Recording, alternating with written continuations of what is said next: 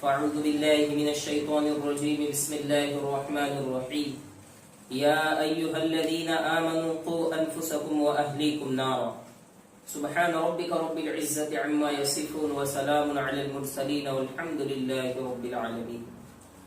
اللہ تبارک و تعالی نے مخلوق کو پیدا کیا تاکہ مخلوق اس کی معرفت کو حاصل کرے، مخلوق اللہ تبارک و تعالی کو پہچانے، اس کی عبادت کرے اور اس سے خوف کھائے، یعنی اس سے ڈرے۔ اس لیے قرآن کریم میں اللہ تبارک و تعالی نے جہاں پر بشارتوں کو ذکر کیا،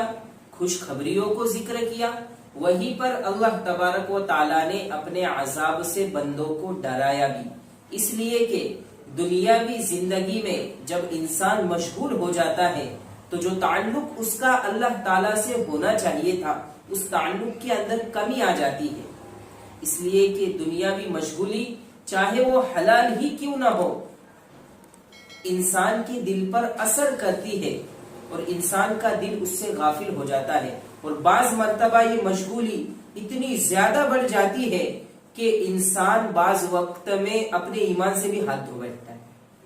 اس لیے قرآن کریم میں اللہ تبارک و تعالیٰ کا جو انداز ہے سمجھانے کا، تو اللہ تعالیٰ خوشخبریاں بھی سناتے ہیں، اللہ تبارک و تعالیٰ عذاب سے ڈراتے بھی ہیں۔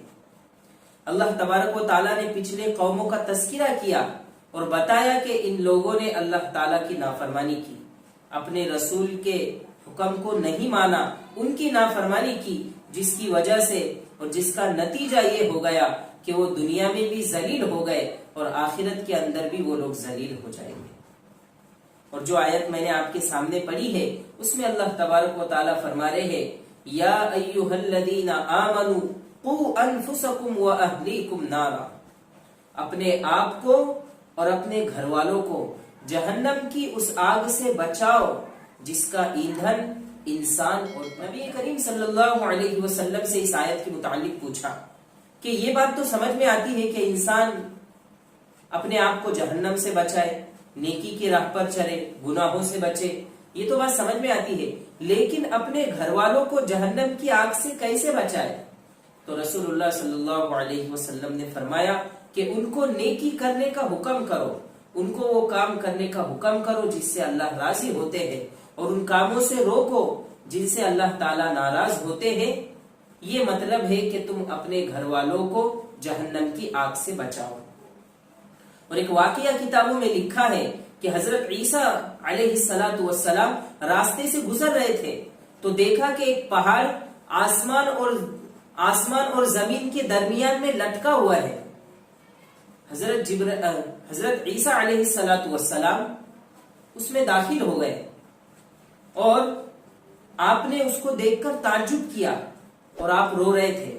جب آپ باہر آئے آپ نے لوگوں سے پوچھا کہ یہ جو پہاڑ جو ہے نظر آ رہا ہے یہ جو نیچے ٹھہرا ہوا نہیں ہے، یہ آسمان اور زمین کے بیچ میں ہے،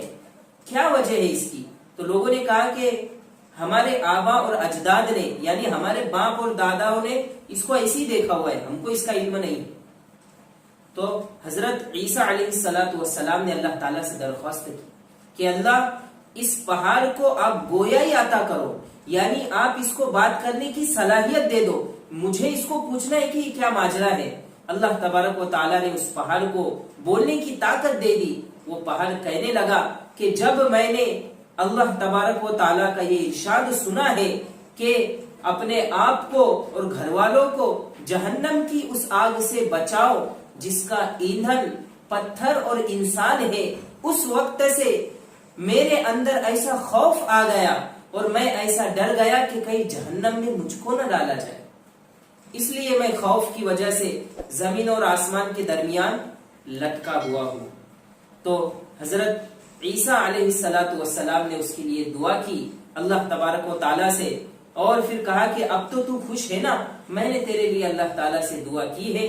تب وہ جو پہاڑ ہے وہ پہاڑ تھوڑا سا زمین کے نیچے آ گیا اور اب وہ آسمان اور زمین کے درمیان لٹکا ہوا نہیں تھا۔ تو ہم تو انسان ہیں، ہمارے جسم میں دل ہے، ہمارے جسم میں روح ہے، اب اندازہ لگاؤ کہ ہم کو جہنم سے کتنا ڈرنا چاہیے۔ اللہ تبارک و تعالیٰ فرماتے ہیں وَلِمَنْ خَافَ مَقَامَ رَبِّهِ جَنَّتَانِ، کہ جو بندہ اللہ تبارک و تعالیٰ کے خوف سے ڈر گیا، گناہ نہیں کیا کہ نہیں میں جس مالک کی نافرمانی کر رہا ہوں وہ تو بہت بڑا ہے اور میں بہت چھوٹا ہوں، میں اپنے رب کی نافرمانی نہیں کروں گا، تو اللہ تبارک و تعالیٰ فرما رہے کہ اس کے لیے 2 باغ ہوں گے، اس کے لیے 2 باغ ہوں گے۔ تو اب ہم کو یہ بات سمجھ میں آنا چاہیے، اب ہم اپنی زندگی کے اندر جھانک کر دیکھ سکتے ہیں کہ میری زندگی کے اندر اللہ تعالیٰ کا کتنا ڈر موجود ہے، میں اپنے پرسنل لائف میں اپنے رب سے کتنا ڈرتا ہوں، کیا میری زندگی کے اندر اللہ تعالیٰ کا خوف باقی رہا یا نہیں رہا؟ اگر خوف میرے زندگی میں باقی ہے تو اللہ کا شکر ہے، اور اگر میری زندگی میں خوف نام کی چیز نہیں ہے، میں اللہ تعالیٰ کے احکامات کو پامال کر رہا ہوں لیکن میرے پیشانی پر بلنے آ رہا ہے، میں اگر فجر کی نماز نہ پڑھوں تو میرا دل اندر سے نہیں دکھ رہا ہے، اگر میں آفس پر 10 منٹ اگر لیٹ ہو گیا تو میرا دل اندر سے دکھ رہا ہے کہ آج 10 منٹ لیٹ گیا، لیکن فجر چھوڑنے پر میرے دل کی کیفیت ذرا سی بھی نہیں بدل رہی، تو اب اللہ تعالیٰ کا خوف باقی نہیں ہے، اب اللہ تعالیٰ سے دعا کرنا پڑے گی کہ اے اللہ مجھے اپنا خوف نصیب فرمائیے۔ اور ایک صحابی کے بارے میں اور ایک نوجوان کے بارے میں لکھا ہوا ہے کہ جب یہ آیت نازل ہو گئی کہ اپنے آپ کو اور اپنے گھر والوں کو جہنم کی آگ سے بچاؤ، تو جب یہ رسول اللہ صلی اللہ علیہ وسلم نے صحابہ کرام کے درمیان اس آیت کو جو ہے پڑھا اور سمجھایا تو صحابہ کرام رضی اللہ عنہم میں سے ایک نوجوان بے ہوش ہو گیا۔ اب جیسے ہی بے ہوش ہو گیا رسول اللہ صلی اللہ علیہ وسلم نے اپنا دست مبارک یعنی اپنا ہاتھ ان کے سینے پر رکھا تو دیکھا کہ دھڑکن شروع تھی، آپ سمجھ گئے کہ یہ بے ہوش ہو گئے ہیں، آپ سمجھ گئے کہ یہ بے ہوش ہو گئے ہیں۔ پھر آپ صلی اللہ علیہ وسلم نے ان سے کہا کہ پڑھو لا الہ الا اللہ، تو اس بندے نے پڑھا لا الہ الا اللہ۔ تو یہ بات ہے کہ صحابہ کرام رضی اللہ عنہم کی جو عادت تھی وہ جہنم سے خوف کھاتے تھے، تو ہماری زندگی کے اندر اللہ کا ڈر آنا ضروری ہے، ورنہ بندہ گناہوں سے بچنا اس کا مشکل ہے۔ جس بندے کو اللہ تعالیٰ کا ڈر نصیب نہیں ہو گیا تو وہ بندہ گناہوں سے نہیں بچ سکتا۔ اگر ہم چاہتے ہیں کہ ہم گناہوں سے بچے تو اللہ تعالیٰ کا خوف دل میں پیدا کرنا پڑے گا، اللہ تعالیٰ کا ڈر ہم کو دل میں پیدا کرنا پڑے گا۔